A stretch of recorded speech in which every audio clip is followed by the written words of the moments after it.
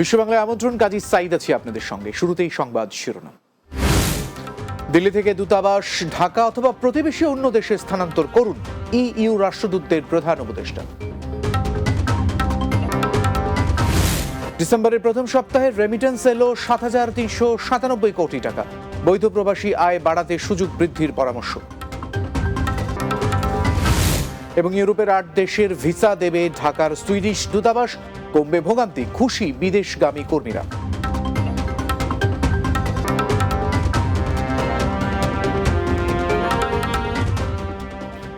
শিরোনাম শুনছিলেন, এবারে বিস্তারিত খবর। ভারত বাংলাদেশিদের জন্য ভিসা সীমিত করায় অনেক শিক্ষার্থী দিল্লি গিয়ে ইউরোপের ভিসা নিতে পারছেন না, ফলে তাদের শিক্ষা জীবন নিয়ে অনিশ্চয়তা তৈরি হয়েছে।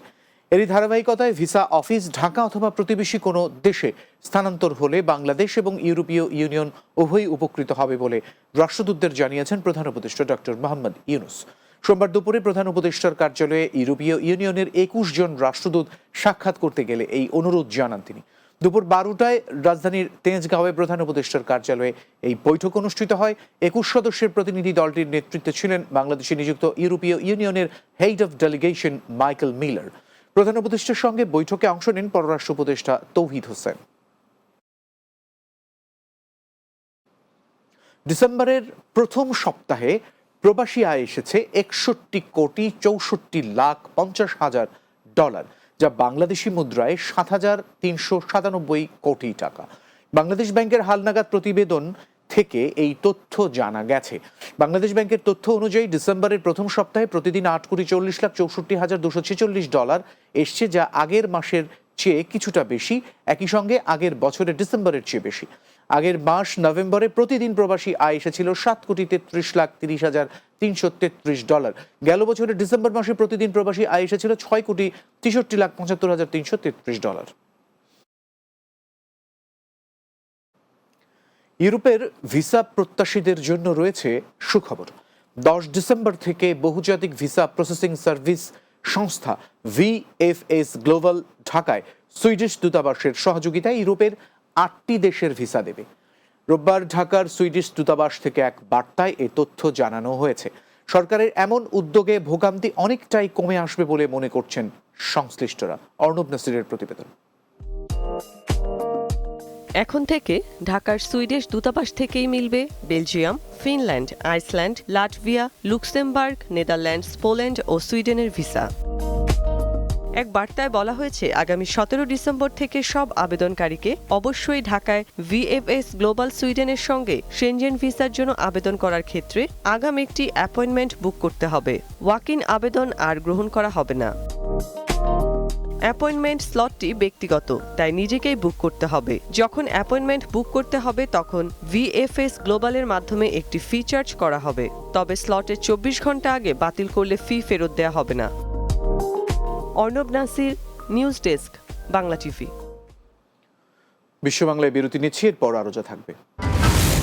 গত ১০ মাসে ইতালি গেছেন প্রায় ৫০,০০০ অভিবাসী, যার ১৩,০০০ই বাংলাদেশি। নিয়মিত অভিবাসন নিশ্চিতের পথ খুঁজছে ইইউ।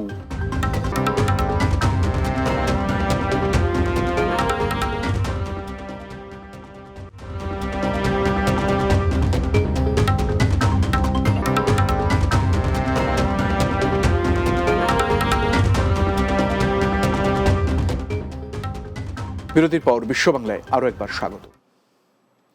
চলতি বছর জানুয়ারি থেকে অক্টোবরের মধ্যে ইতালি যাওয়া অভিবাসীদের মধ্যে সবচেয়ে বেশি সংখ্যক রয়েছেন বাংলাদেশি। এ সময় সমুদ্রপথে ইতালি এসেছেন ৪৯,৬৯১ জন অভিবাসী, যাদের মধ্যে ১২,৭০২ জন বাংলাদেশি, যা মোট নতুন অভিবাসীর ২০%। ১৮% নিয়ে দ্বিতীয় অবস্থানে আছে সিরিয়া। এরপরে আছে তিউনিশিয়া, মিশর, গিনি, পাকিস্তান, সুদান, ইরিত্রিয়া, মালি এবং গাম্বিয়ার নাম। এদিকে সংশ্লিষ্ট প্রতিষ্ঠানগুলোকে তাদের দায়িত্ব যথাযথভাবে পালন এবং সক্ষমতা বাড়ানোর জন্য অনুরোধ জানিয়ে আসছে ইউএনএইচসিআর। বিশেষ করে সমুদ্রে অনুসন্ধান এবং উদ্ধার প্রক্রিয়া জোরদারের পাশাপাশি নিয়মিত অভিবাসনের পথ সহজ করতেও ইউরোপীয় ইউনিয়নের প্রতি আহ্বান জানিয়েছে সংস্থাটি। আমেরিকা প্রবাসী বিয়ানীবাজারের বিশিষ্ট সমাজসেবী হাজী মোহাম্মদ আব্দুস সবুরকে নিয়ে লন্ডনে এক মতবিনিময় সভা অনুষ্ঠিত হয়েছে। সভায় তিনি আগামী পৌরসভা নির্বাচনে আবারও প্রতিদ্বন্দ্বিতা করার কথা জানিয়েছেন। লন্ডন ব্যুরো চিফ চৌধুরী মুরাদের প্রতিবেদনে বিস্তারিত। লন্ডনে সফররত বিয়ানীবাজারের বিশিষ্ট সমাজসেবী আমেরিকা প্রবাসী হাজী মোহাম্মদ আব্দুস সবুরকে নিয়ে লন্ডনে এক মতবিনিময় সভা অনুষ্ঠিত হয়েছে। আপনার লন্ডনে আইসি, এখানে আমার আত্মীয় স্বজন, গ্রামের মানুষ সব এখানে পাইয়া খুব খুশি হয়েছি। সুযোগ আয় এলাকার মানুষে আবার সুযোগ দিন, বিয়ানীবাজারের মেয়র ইলেকশন করবো ইনশাল্লাহ। বুধবার পূর্ব লন্ডনের গ্র্যান্ড রসই ক্যাটারিং হলে আলহাজ বাজিদুর রহমানের সভাপতিত্বে ও আমিনুর রহমান সেলিমের পরিচালনায় অনুষ্ঠিত নিজ গ্রাম শ্রীদরা এবং নবাং এলাকার যুক্তরাজ্য প্রবাসীদের নিয়ে এ মতবিনিময় সভায় তিনি বিয়ানীবাজার পৌরসভার আগামী নির্বাচনে আবারও প্রতিদ্বন্দ্বিতা করার প্রত্যাশা প্রকাশ করেন। এ সময় উপস্থিত এলাকাবাসী হাজী মোহাম্মদ আব্দুস সবুরের বাবা বিয়ানীবাজারের সর্বজন সমাদৃত শ্রদ্ধার্ঘ সম্মানিত সমাজসেবী প্রয়াত হাজী আব্দুর রহিম বচন হাজির মতো এলাকার উন্নয়নে তাকে জনপ্রতিনিধি হিসেবে নির্বাচিত করার আহ্বান জানানো হয়। আমরা গ্রামের সবুজ সাহেব ইচ্ছা পোষণ করছেন পৌরসভার মেয়র হওয়ার লাগে। আমি আশা করি পৌরসভার সবাই তার ইচ্ছা তাদের পূরণ করার জন্য। আজকে আমরা সব্বুর চাচা লন্ডন আওয়া উপলক্ষে আমরা শ্রীধর নবাং গ্রামবাসী একত্রিত হয়েছি। আগামীতে আমরা চাই মোতায়েন বিয়ানীবাজার পৌরসভার নেতৃত্ব দিতা আমরা সাপোর্ট থাকবো ইনশাআল্লাহ। বাজারের একজন প্রবীণ মুরব্বী আসলা তানোর আব্বা, এবং তানোর আব্বার অনেক অবদান বিয়ানীবাজার আছে। ঠাইন আশা করি যে তানোর বাবার যে সিলসিলা আছে ওটা দরিয়া রাখবা এবং বিয়ানীবাজার পৌরসভা উন্নয়নে তাই কাজ করিয়া যাইবা। আব্দুল সবুর সাহেব, যিনি বচন হাজির সাহেবের কৃতি সন্তান, আমরা মনে করি যে তাইন একজন অ্যাপ্রোপ্রিয়েট ক্যান্ডিডেট। তাইন অ্যাকচুয়ালি তান আব্বা এবং তাইন তাকে নিয়ে আমরা দেখলাম সমাজ সেবা করি আইসেন, এই আশা রাখিয়া আমরা তাদের সাপোর্ট করাম। এ সভায় অন্যান্যের মধ্যে উপস্থিত ছিলেন আবুল খায়ের, শাহেদ আহমদ, কবির মাহমুদ, আলতাফ হোসেন, আব্দুল সালাম, রফিক উদ্দিন, আব্দুল আহাদ, নজরুল ইসলাম কাজল, আহমদ মোস্তাক, আব্দুল বাতিন, আব্দুল জলিল ও আরও অনেকে। সবার শুরুতে পবিত্র কুরআন থেকে তেলাওয়াত করেন Ashikur Rahman Ashik. Chowdhury Murad, Bangla TV news, London. সংযুক্ত আরব আমিরাতের বাংলাদেশ দূতাবাসের উদ্যোগে মহান বিজয় দিবস এবং আন্তর্জাতিক অধিবাসী দিবস উদযাপন উপলক্ষে প্রবাসী কমিউনিটি নেতৃবৃন্দের সাথে মতবিনিময় সভা অনুষ্ঠিত হয়েছে। আবুধাবি প্রতিনিধি এম আব্দুল মান্নান জানিয়েছেন, দূতাবাসের charge the affairs Mohammad Mejanur রহমানের সভাপতিত্বে আবুধাবির বাংলাদেশ দূতাবাস মিলনায়তনে এই আয়োজন করা হয়।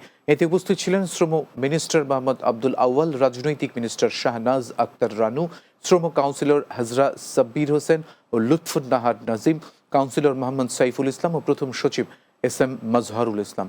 আর উপস্থিত ছিলেন মুক্তিযোদ্ধা আলহাজ আজিজুল হক ও আমানুল কিবরিয়া, কমিউনিটি নেতা আলহাজ মোহাম্মদ দিদারুল আলম, জাকির হোসেন খতিব, শাখওয়াত হোসেন বকুল, প্রকৌশলী মোহাম্মদ আলী, নূর মোহাম্মদ নূর হোসেন সুমন, প্রকৌশলী আমজাদ হোসেন খান, প্রকৌশলী মিজানুর রহমান সোহেল, প্রকৌশলী মফিজুল ইসলাম, শওকত ওসমান, প্রকৌশলী লুৎফর রহমান, আতাউর রহমান, ইকবাল হোসেন আবুর রাসেল ও মোহাম্মদ জিয়াউদ্দিন সহ অনেকে। বাংলাদেশে হিন্দু সম্প্রদায়ের নিরাপত্তা নিশ্চিতের দাবিতে জার্মানিতে প্রতিবাদ সমাবেশ অনুষ্ঠিত হয়েছে। জার্মানি প্রতিনিধি আশরাফুল হক আকাশ জানিয়েছেন, শনিবার রাজধানীর বার্লিনের ঐতিহাসিক ব্র্যান্ডেনবুর্গার গেটে স্থানীয় প্রবাসী বাংলাদেশি সহ হিন্দু সম্প্রদায়ের অনুসারীরা এই প্রতিবাদ সমাবেশ করেন।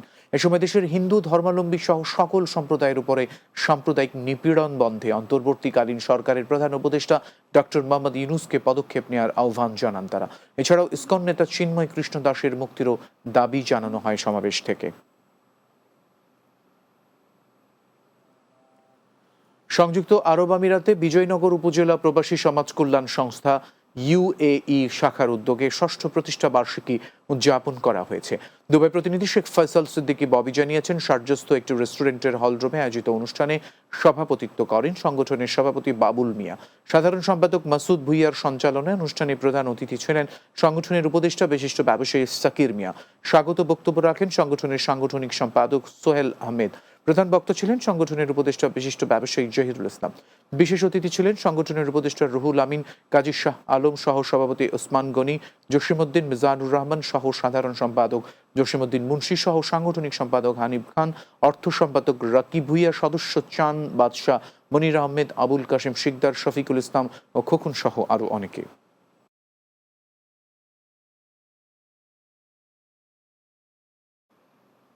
বিশ্ব বাংলা শেষ করব, তার আগে এক নজরে সবগুলো শিরোনাম জানাবো। দিল্লি থেকে দূতাবাস ঢাকা অথবা প্রতিবেশী অন্য দেশে স্থানান্তর করুন, ইইউ রাষ্ট্রদূতদের প্রধান উপদেষ্টা। ডিসেম্বরের প্রথম সপ্তাহে রেমিটেন্স এলো ৭,৩৯৭ কোটি টাকা, বৈধ প্রবাসী আয় বাড়াতে সুযোগ বৃদ্ধির পরামর্শ। ইউরোপের ৮ দেশের ভিসা দেবে ঢাকার সুইডিশ দূতাবাস, কমবে ভোগান্তি, খুশি বিদেশগামী কর্মীরা।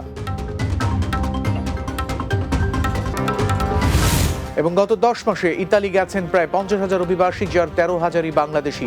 নিয়মিত অভিবাসন নিশ্চিতের পথ খুঁজছে ইইউ।